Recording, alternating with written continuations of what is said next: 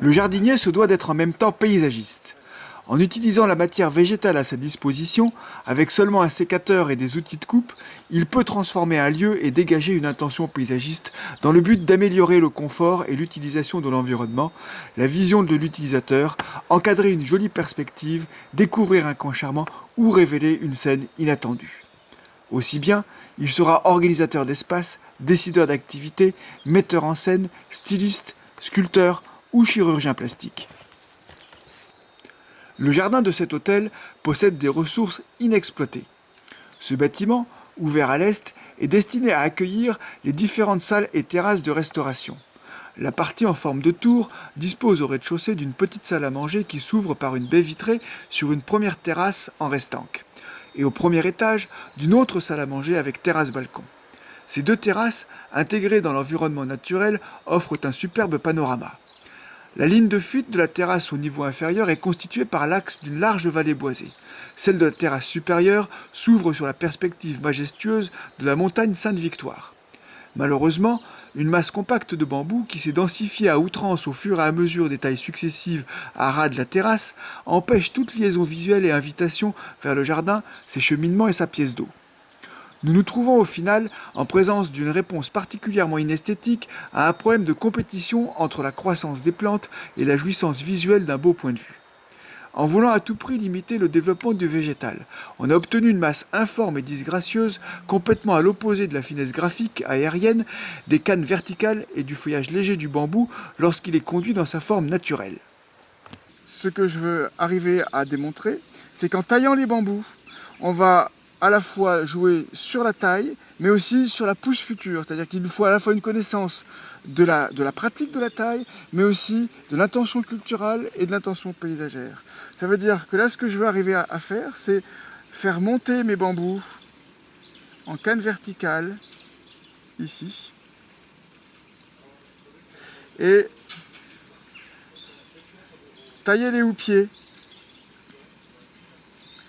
de façon très légère, ici. Et là, ici, on a encore quelques... Voilà. Ce qui fait que je vais garder ici la vision traversante ici et la vision par-dessus. De la même manière, comme vous voyez que c'est très ensoleillé, j'aurai, par rapport au soleil, ici, un soleil filtré. Ce qui fait qu'il sera très agréable de rester sur cette terrasse par beau temps, et à la fois on va améliorer la qualité du lieu rien qu'avec la taille. Donc alors la taille que nous allons pratiquer ici, ça va être une taille de transparence, c'est-à-dire que à partir de ce que vous voyez, ce que vous avez vu tout à l'heure, eh bien, je vais faire une sélection de cannes. Je vais avoir dans un premier temps mes cannes transparentes à ce niveau-là, et je vais attendre la pousse de l'année prochaine, c'est-à-dire au mois de juin-juillet, parce que le bambou va faire déployer ses cannes au mois de juin-juillet. Je vais attendre que toutes les cannes soient déployées, et à ce moment-là, je vais faire ce qu'on appelle une remontée du houppier. Je vais dégager, dénuder toutes les cannes, de façon à avoir uniquement du feuillage ici, sur cette partie-là, et je vais arrêter avec mon sécateur télescopique en haut, et ensuite avec le sécateur télescopique, je ferai un allègement des cannes. Donc le résultat du décor va se faire en plusieurs temps. Un premier temps reprise en main, et un deuxième temps qui va s'étaler sur peut-être 1 an, 2 ans, 3 ans, une reprise de culture, où on va suivre ici le décor avec l'intention de faire ce décor-là.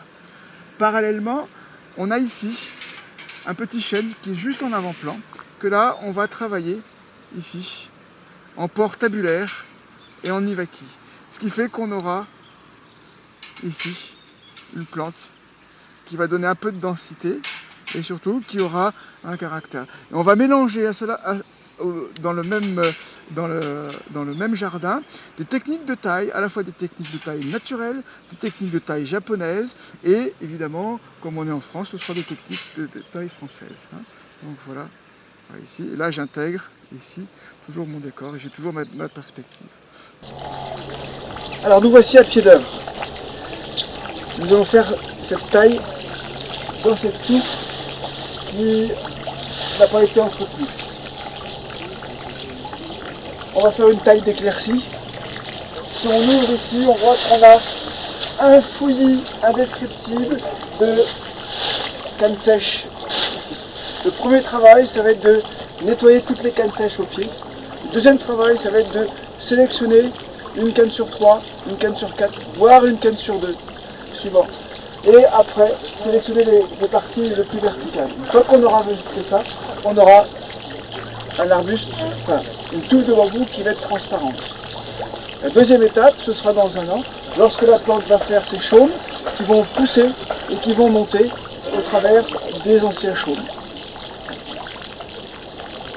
Alors, pour tailler, comment je vais faire pour tailler mes bambous? Tout d'abord, il faut les tailler le plus bas possible. C'est très dangereux. Le bois du bambou est extrêmement dur et extrêmement dangereux. Il faut pouvoir les tailler dans le fouillis que j'ai ici. Premier réflexe, c'est de prendre mon sécateur et brancheur. Alors, j'y vais, sauf qu'à un moment, je ne vais pas pouvoir rentrer à l'intérieur. Donc je n'ai plus qu'une solution, c'est travailler avec des outils. Bien évidemment, je vais travailler à 4 pattes. Donc je vais travailler à la scie. Je vais travailler avec le sécateur perche. Je vais pouvoir aller m'instruiter au fur et à mesure ici. Et surtout, en tant que professionnel, je suis équipé d'un sécateur électronique. Il est composé d'une batterie, une poche avec le sécateur, et j'aurai ici un boîtier de commande.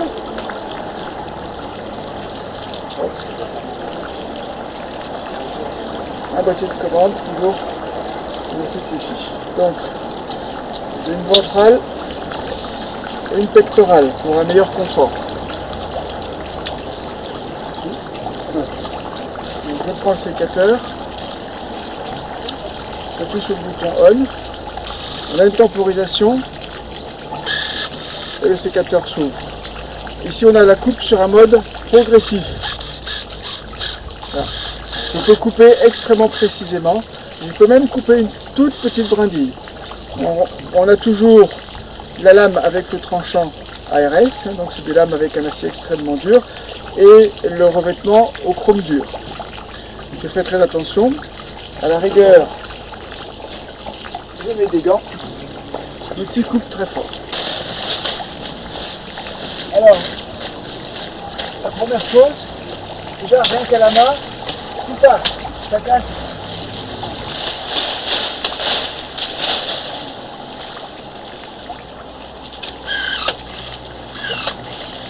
Donc là on a une vraie pollution visuelle.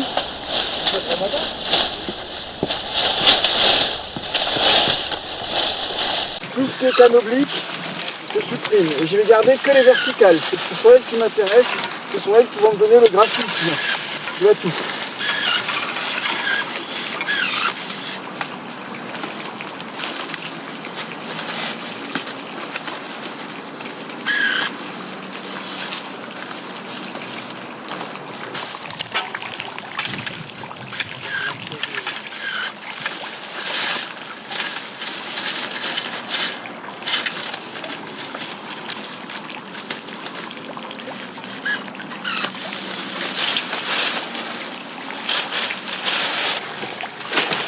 Le travail de nettoyage doit être fait en fait très régulièrement pour avoir des bambous esthétiques.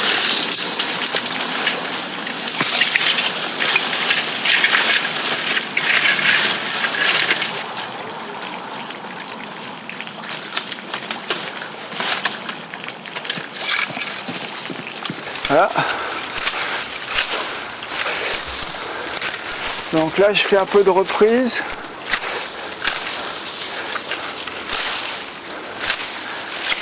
Donc là, c'est important de reprendre les coupes, les dernières coupes, parce que c'est celle qui je vois. Hop. On va éviter d'avoir des cannes sèches en extrémité.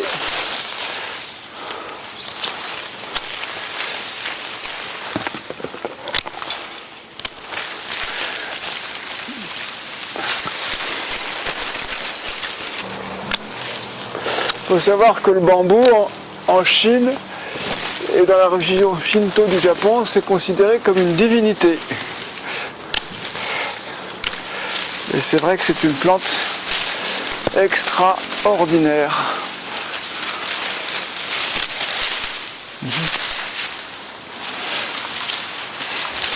Donc là on est vraiment dans la taille paysagère.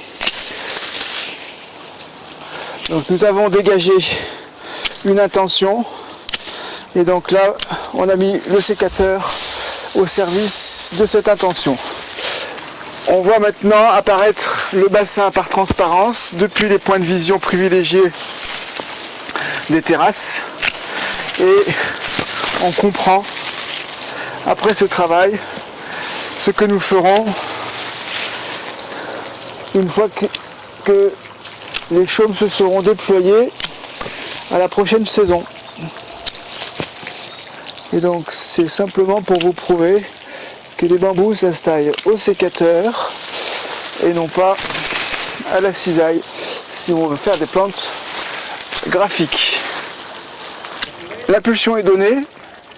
On a travaillé donc sur les bambous mais aussi sur le petit chêne ici qui va faire un ivaki. Et on va avoir une forme retombante et en étage et des verticales. On va attendre l'année prochaine pour pouvoir faire culminer les houppiers jusqu'à la hauteur du premier étage.